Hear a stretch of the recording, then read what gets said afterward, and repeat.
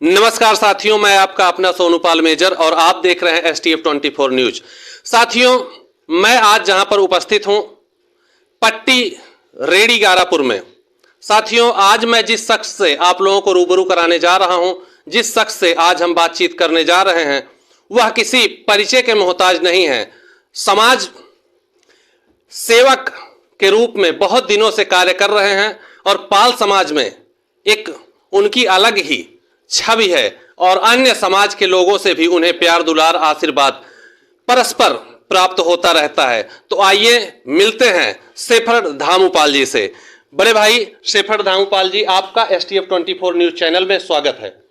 जी, बहुत बहुत धन्यवाद आपका, और आपके चैनल को भी मैं धन्यवाद देना चाहता हूँ, STF 24 न्यूज़ चैनल को, क्योंकि आप लोग लगातार शोषित, वंचित, दबे कुचले लोगों की आवाज़ बनकर उनके ऊपर हो रहे अत्याचार, अन्याय के खिलाफ लगातार आवाज़ उठाते रहते हैं। इसके लिए आपके चैनल को भी आपको मैं बहुत बहुत धन्यवाद और आभार व्यक्त करता हूँ। जैसा कि क्या कहते हैं कि धामू जी, अभी पाल समाज में बीते काफी अरसे से जो भी चेहरा उभरने का कार्य करता है, उस चेहरे को कुछ आपराधिक तत्वों द्वारा दबा दिया जाता है। अभी कुछ दिन पहले ही 24 तारीख को स्वर्गीय पाल जी की हत्या कर दी गई, जो कि पेशे से एक एडवोकेट थे और भारतीय जनता पार्टी के वर्तमान समय में नेता भी रहे। इस विषय में आप क्या कहना चाहते हैं और इस हत्या को कैसे देखते हैं? जी, यह समाज का बहुत बड़ा दुर्भाग्य है कि समाज में जब भी कोई नेता, जब भी कोई व्यक्ति आगे बढ़ने का प्रयास किया हुआ है, चाहे वह राजनीतिक भागीदारी में हो, चाहे वह बिजनेस के क्षेत्र में हो, चाहे वह शिक्षा के क्षेत्र में हो, हमेशा उन लोगों को, जो विरोधी लोग होते हैं, उनको अच्छा नहीं लगता है, जिसके कारण वह हमारे लोगों को एक साजिश के तहत उनकी हत्या कराने का प्रयास करते हैं। जिसका जो है जीता जागता उदाहरण आपने 2005 में देखा होगा, स्वर्गीय विधायक राजू पाल जी, जिनको जो है लोगों ने उनको जो है दिन दहाड़े गोली व बम मार करके उनकी हत्या कर देते हैं। उनका मामला शांत नहीं होता, उनको पूर्ण रूप से न्याय व इंसाफ नहीं मिल पाता है। जी। उसके बाद ही जो है 24 तारीख को जो है स्वर्गीय उमेश पाल अधिवक्ता जी का दिन दहाड़े 4:30 बजे गोली मार कर हत्या कर दिया जाता है। जबकि उनकी सुरक्षा में 2 सुरक्षाकर्मी भी तैनात थे, संदीप निषाद, राघवेंद्र सिंह। जी। उनको भी जैसे उनको बचाने का प्रयास करते हैं, तो वैसे उनको भी गोली मार करके, बम मार करके उनकी भी हत्या कर दिया जाता है।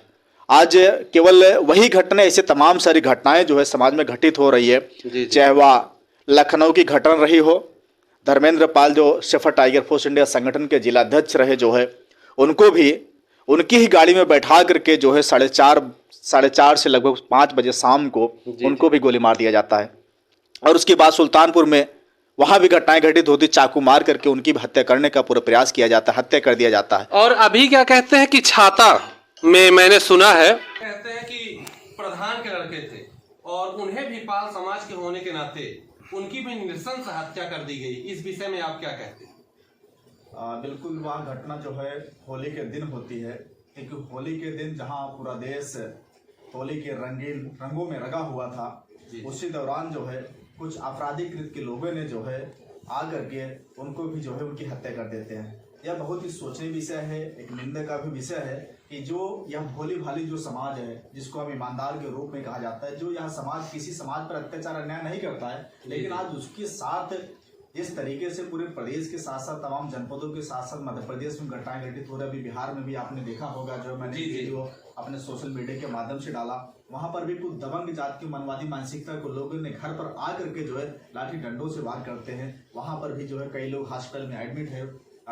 FIR करने के बाद भी जो है पुलिस जो है कोई कार्रवाई नहीं करती है। समस्या आज इस बात की है कि जो भी अत्याचार अन्याय हमारे ऊपर किया जा रहा है, लेकिन जब हम लोग थाने में जाते हैं, FIR कराते हैं, कहीं के पुलिस प्रशासन की तरफ से घोर लापरवाही की जाती है। अभी आपने मिर्जापुर में देखा होगा, एक छोटा सा बच्चा जो 9 वर्ष का लड़का था, उसको भी कुछ दिन पूर्व अपहरण कर लिया जाता है। अपहरण करने के बाद पीड़ित परिवार के लोग थाने में एफआईआर कराते हैं, नामजद एफआईआर कराते हैं, लेकिन पुलिस की घोर लापरवाही की वजह से अगर पुलिस जो है सही समय पर जो है तैयारी कर रही होती, सही समय पर कार्रवाई कर रही होती, शायद आज वो बच्चा हमारे पास जिंदा होता। लेकिन उसकी भी जो है कुछ दिन बाद उसकी हत्या कर दिया जाता है। यह बड़ा ही कहने के पुलिस वालों पर भी बहुत बड़ा सवाल पैदा होता है, शासन प्रशासन भी सवाल पैदा होता है। जहां एक तरफ योगी जी कहते हैं कि पूरा प्रदेश में जो है अपराधी छोड़ करके प्रदेश भाग गए हुए, लेकिन आज पूरे प्रदेश में जंगल राज है। राम राज की बात करते हैं, लेकिन राम राज्य आप देख रहे हैं कि कैसा राम राज्य है। मैं इसको बिल्कुल जो है इसको राम राज्य बिल्कुल नहीं कहता हूँ, क्योंकि यह एक जंगल राज की तरह है उत्तर प्रदेश।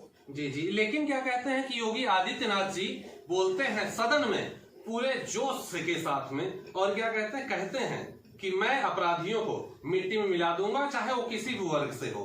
तो क्या कहते हैं, इसको आप कैसे देखते हैं? क्या वो मिट्टी में मिला दिए जा रहे हैं या नहीं?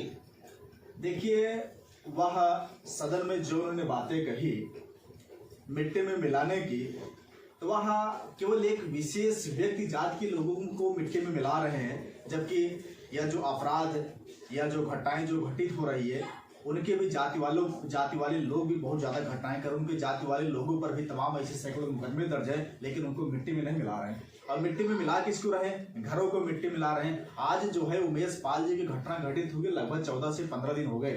14 से 15 दिन होने के बावजूद पुलिस प्रशासन अभी तक जो है मुख्य आरोपी को गिरफ्तार नहीं कर पाया।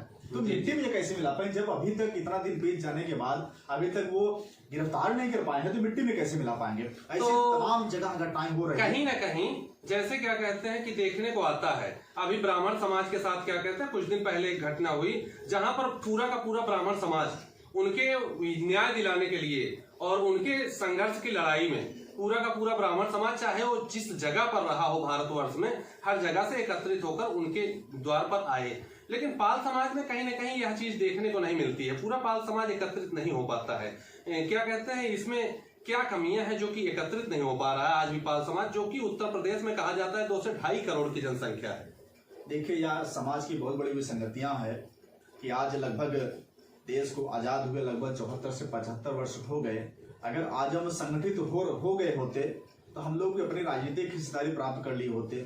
हम लोग भी जो आज इस तरीके से समाज के ऊपर अत्याचार अन्याय लगातार किया जा रहा है, शायद आज वो बंद हो गया होता। इतना तेजी के साथ हमारे समाज के ऊपर अत्याचार अन्याय नहीं होता। ये असंगठित होने का कारण है कि आज हम लोग जो है इस चीज का जो है झेल रहे हैं कि लगातार आज उमेश पाल की हत्या हो रही है, कल किसी अन्य लोगों की हत्या हो रही है, परसों किसी और लोगों की हो रही है, फिर हो सकता है हमारी भी हत्या हो जाए। जो भी आवाज उठाने का प्रयास कर रहा है जो है, और ये बिल्कुल हम लोग असंगठित हैं, हम लोग एकत्रित नहीं है, हम लोग जो है एकजुट नहीं है, जिसके कारण आज लोग हम पर जो है कमजोर समझ बैठे और हमारे ऊपर लगातार अत्याचार अन्याय बढ़ता चला जा रहा है। जी जी, और ये पाल समाज क्या कहते हैं कि जहां तक हमने पढ़ा है तो क्या कहते हैं, इतिहासों में देखने को मिलता है कि पाल समाज ने भारतवर्ष पे कई वर्ष तक राज्य किया है। और क्या कहते हैं, इस यानी राज्य में, इस वंश में, पाल वंश में राजमाता अहिल्याबाई होलकर जैसी नेतृत्वकर्ता और क्या कहते हैं कि बहुत बड़ी क्या कहते हैं कि न्यायप्रिय नेत्री के रूप में उन्होंने कार्य किया और उन्होंने बहुत दिनों तक शासन किया और अंग्रेजों के दांत खट्टे किए। आज वही पाल समाज कहीं ना कहीं ठोकरें खा रहा है और एकत्रित न होने के कारणवश। तो पाल समाज में मैंने ये भी देखा कि कई सारी पार्टियां भी हैं, लेकिन वो पार्टियां भी एकत्रित करने में कहीं ना कहीं असमर्थ है। क्या यह सही है? देखिए, आप इतिहास की बात कर रहे हैं तो यह सच है कि इस पाल बघेल जो अनेक नाम से जाना जाता है, जी जी, यह इस देश पर कई वर्षों तक शासन किया हुआ है। अगर पालवंश की बात करें तो गोपाल पाल, महिपाल, धर्मपाल जो बंगाल के जो है कई वर्षों तक इस देश पर शासन किया हुआ है। 19 से 20 राजा हुए। और उसके बाद जो है अगर होलकर विरासत की बात किया जाए, होलकर वंश की बात किया जाए, तो अहिल्याबाई होलकर, मल्हारराव होलकर, यशवंतराव होलकर, तुकोजी राव होलकर, तमाम सारे ऐसे योद्धा होलकर वंश में पैदा हुए जो है, उन्होंने भी लगभग 25 से 30 वर्षों तक जो है शासन किया, जो है इस देश पर शासन किया हुआ है। अगर चंद्रगुप्त मौर्य की बात किया जाए, सम्राट अशोक की बात किया जाए, तो उन्होंने भी इस देश पर जो है लंबे समय तक, जबकि उस समय अफगानिस्तान, पाकिस्तान, तमाम सारे ऐसे जो देश थे आपके भारत में थे, जो है उन्होंने इस देश पर बहुत दिनों तक जो शासन किया हुआ है। लेकिन आज हम इतिहास पर ज्यादा ना जाकर, लेकिन आज हम वर्तमान में क्या है, हमारे पूर्वजों ने इस देश पर शासन किया हुआ, लेकिन आज हम कितना शासन कर पा रहे हैं, हम शासन सत्ता पे कितना अपने आप को स्थापित कर पा रहे हैं। हम पार्लियामेंट में, हम लोकसभा में जो है, हम विधानसभा में, विधान परिषद में हम और भी तमाम सारे राजनीतिक सत्ता पर जो है हम कितना काबिज हो पा रहे हैं, आज सोचने का विषय है। और दूसरी चीज आपने एक बात किया जो है कि जो है राजनीतिक पार्टियों की, जी समाज में तमाम सारी पार्टियां काम कर रही है। इसके पूर्व में भी लोगों ने जो है भारतीय स्वतंत्र क्रांति पार्टी का गठन किया, लेबर पार्टी का गठन किया और तमाम सारी पार्टियां इस तरीके से काम किया। कहें कि देखिए जो पार्टियां बना लेते हैं लोग, पार्टी बनाने के बाद उनके अंदर सही नेतृत्व करने की क्षमता न होने की वजह से समाज आज उन पर विश्वास नहीं कर पा रहा है। यह पूर्व में कुछ लोगों ने ऐसी गलतियां किया हुआ है।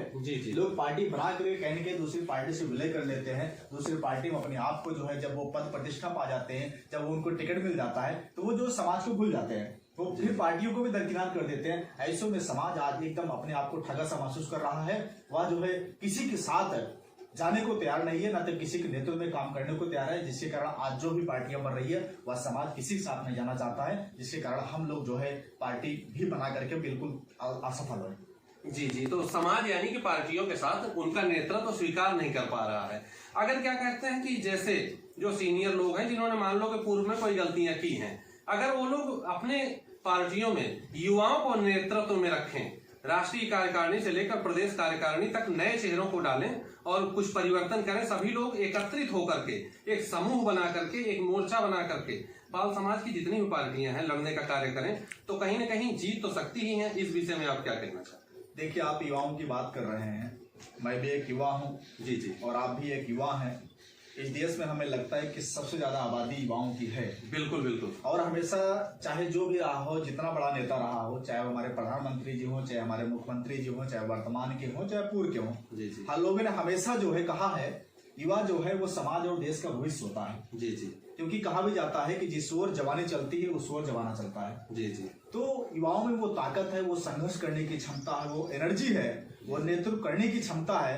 यदि सच में समाज की बागडोर यदि लोग युवाओं के नेतृत्व में काम करना चालू कर दे, तो हमें लगता है जिस तरीके से समाज के ऊपर अत्याचार अन्याय बढ़ रहा है, तो किसी के माई के लाल में दम नहीं होगा जो समाज के ऊपर अत्याचार अन्याय करने से पहले वो सवाल सोचेगा कि अगर हम इसके ऊपर अत्याचार अन्याय करेंगे तो हमें जो है ईंट का जवाब हमको पत्थर से दिया जाएगा। और आज आप देख रहे हैं जहां भी इतनी घटनाएं पूरे प्रदेश में हो रही है, वहां जो है आज अगर सबसे ज्यादा किसी ने आवाज उठाने का काम किया हो तो इस बाल समाज के युवाओं ने काम किया हुआ है। चाहे वो संगठन बनाकर काम कर रहा हो, चाहे वो किसी माध्यम से युवा आ गया, हर घटनाओं पर युवा जो मुखर होकर के अपनी आवाज को बुलंद कर रहा है। समाज के ऊपर हो रहे अत्याचार अन्याय के खिलाफ लगातार सड़कों पर उतर करके उनको न्याय व इंसाफ दिलाने का प्रयास कर रहा है। तो आज वो युवा कर रहा है। नेता लोग अपनी नेतागिरी में मस्त हैं, वह कहीं ना कहीं जो है पार्टियों में जो है अपनी पार्टियों की गुलामी कर रहे हैं। उनको समाज से कोई मतलब नहीं है। जब चुनाव आता है तब समाज के बीच में जाते हैं कि हमको वोट चाहिए या लोगों को बरगलाने का प्रयास करते हैं। आज जो है हमें लगता है युवा भी इस भाव से काम कर रहा है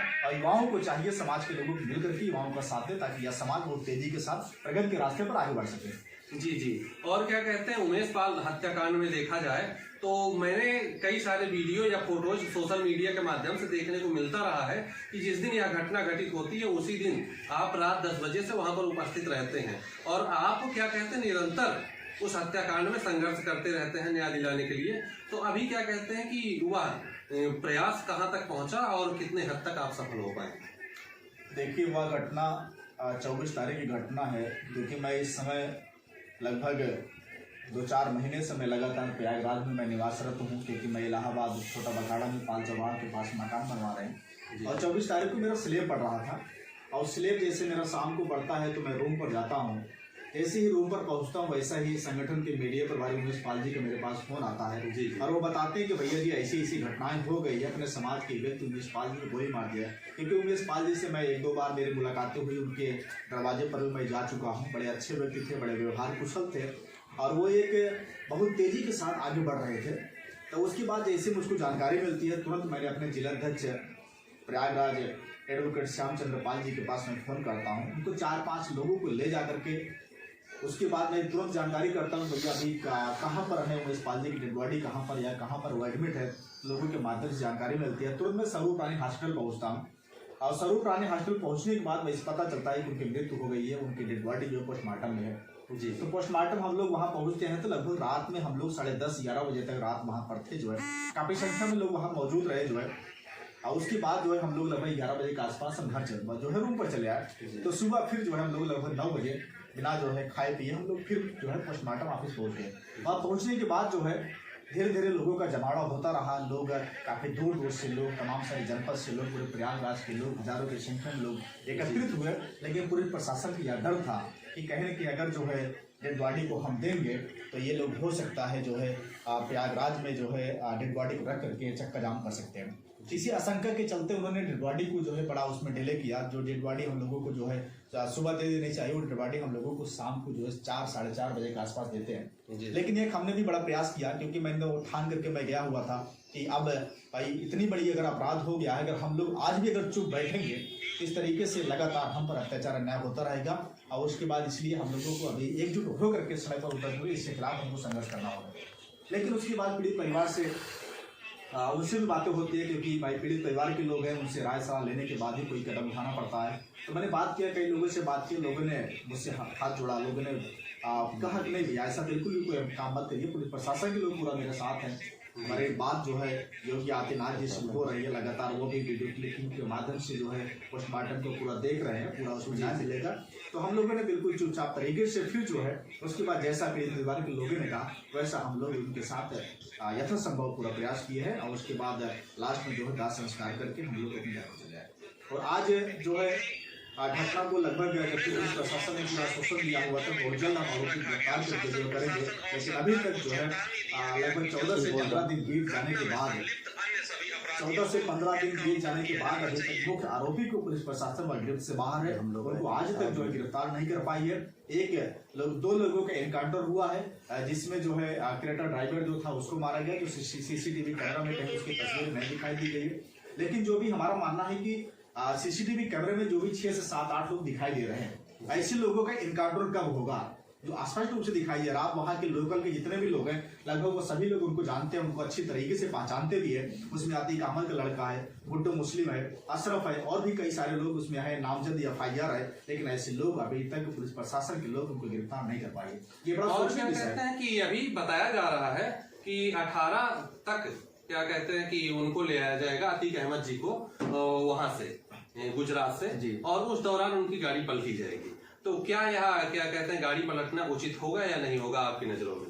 देखिए, हमारा मानना है कि जिस तरीके से अपराध का अंजाम दिया गया एक सोची समझी साजिश के तहत किया गया हुआ है, या पूरा नरसंहार है, एक आतंकवादी तरीके से एक आतंक जो है किया गया है। तो अगर अतीक अहमद को लाया जा रहा है, हम चाहते भी हैं कि जिस तरीके से विकास दुबे की गाड़ी पलटी उसी तरीके से भी अतीक अहमद की भी गाड़ी पलटाई जाए।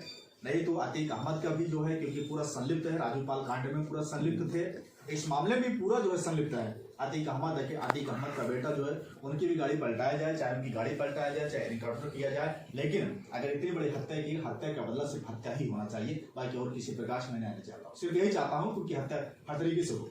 जी। और क्या कहते हैं कि जो समाजवादी पार्टी के अभी राष्ट्रीय महासचिव हैं रामगोपाल जी, उनका कहना है कि हत्या का बदला हत्या नहीं होना चाहिए, बल्कि उन्हें उचित न्याय दिलाना चाहिए। हत्या न की जाए, ऐसे इनकाउंटर न किया जाए, यह गलत है। यह कहीं ना कहीं क्या कहते हैं कि संविधान की हत्या है। तो क्या यह गलत है?